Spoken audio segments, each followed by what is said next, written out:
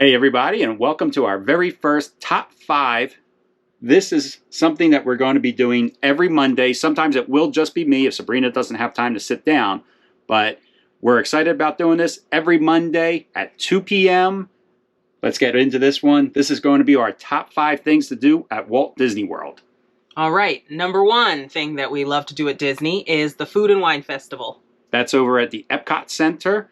I've never really thought of ourselves as foodies, but apparently we are, because we always schedule our Walt Disney World trips around the Food and Wine Festival. It's one of our must-dos, is that Food and Wine Festival. I think it's easier now because the Food and Wine Festival lasts for months now. It used to be like a month or a month and a half, and now it's like 3 or 4 months, so that's helpful. So not only do you get the standard countries that you typically get at Epcot, but then you're also getting countries like Africa, Ethiopia. You had mentioned Greece to me earlier. Africa's a continent, not a country. Gosh darn it. Well, they've set up a little pavilion and offer some special treats over there, though, so I'm counting it. The other thing that we really like to do at Walt Disney World is the Mickey's Not So Scary Halloween. If you guys have watched us for a little bit, you know that Sabrina and I take Halloween kind of serious. We go down there, we get dressed up, we go into the park. You know, we pick a theme. We bring our niece with us. Who isn't a little kid. She's in her 20s and she gets dressed up. And we'll pick a theme. Like one year we did Avengers.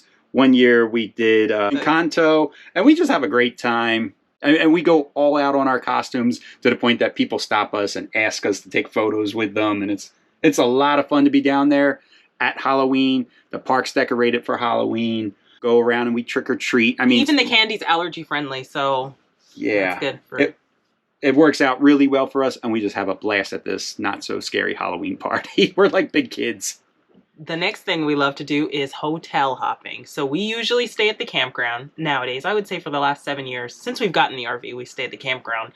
But we love to go to the hotels and see the new decorations for Halloween, or if you're heading into Christmas time, the decorations for Christmas, the gingerbread house that's at the Grand Floridian, and just checking them out. Yeah, and you know, we head over to the Animal Kingdom Lodge, where you can walk out into their back terrace area and see animals, and you walk up, and it's free to go to all these different hotels. Once you're staying at one of the resorts, you're allowed to go to all the resorts pretty much. I think there might be, you know, 1 or 2 that you're not allowed to go to, but all the ones that we want to go to, we can. And then sometimes we'll have lunch there, or we'll have a dinner at that hotel.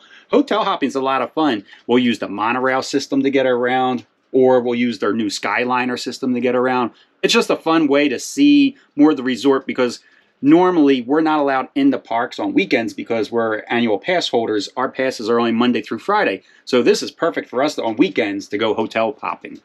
Yeah, we got the most basic annual passes you could get. So Monday through Friday. Number 4 is, Sabrina just mentioned that we stay at the campground at Fort Wilderness. And one of the things that we like to do there is either rent a golf cart or we hop on our e-bikes and travel around the campground. It's a huge campground. It's 1.5 miles long by 1.5 miles wide. And people go all out on their decorations.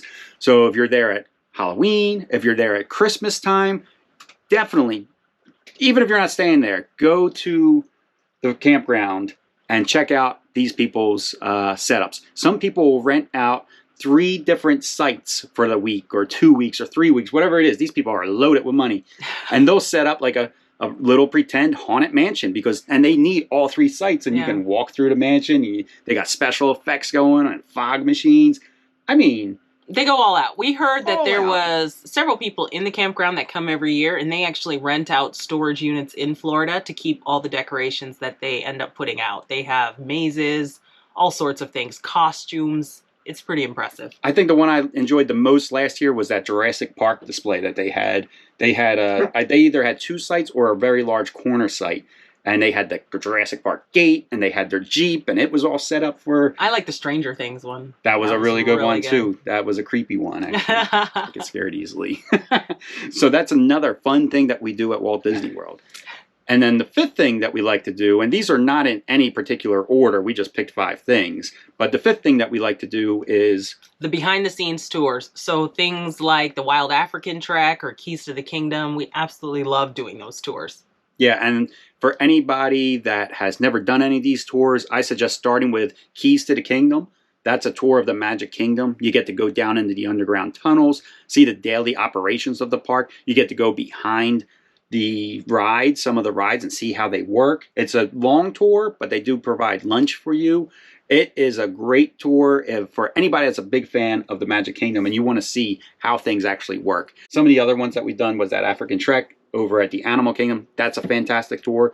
We did the Segway tour at Epcot Center. We also did like some sort of like evening drink around the safari kind of thing. There was a lot of drinking involved and snacks, and they took you on a private tour of the safari at Animal Kingdom. And when Sabrina says private, it was a group of 15 of us. Yeah, it wasn't quite private. It's more private than what you would get, you know, if you were just at the park with everybody else type of thing. So sometimes you do go into the park early and it's just your group of 15 or 20 like we did for Epcot. And we also did that for the Keys to the Kingdom. Sometimes it's towards the end of the day, but it's very well done.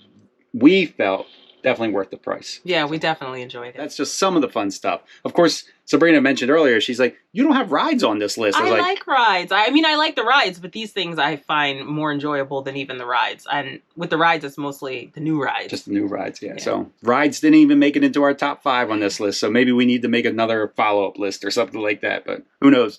But that's the first top 5 from us. I will be back next week. Maybe Sabrina will be back the week after that. But come back. If you like this video, give it a thumbs up. If you'd like a topic for us to talk about, definitely leave that in the comments and we'll make a whole video based on your topic of 5 things. And that's it. If you liked it, share it, like it. If you didn't like it, thumbs down it. We really don't care, guys. We do care. I care. One of us care. cares. Thumbs up, please. I care. All right, everybody. Take care, and we will catch you next time. Bye, guys.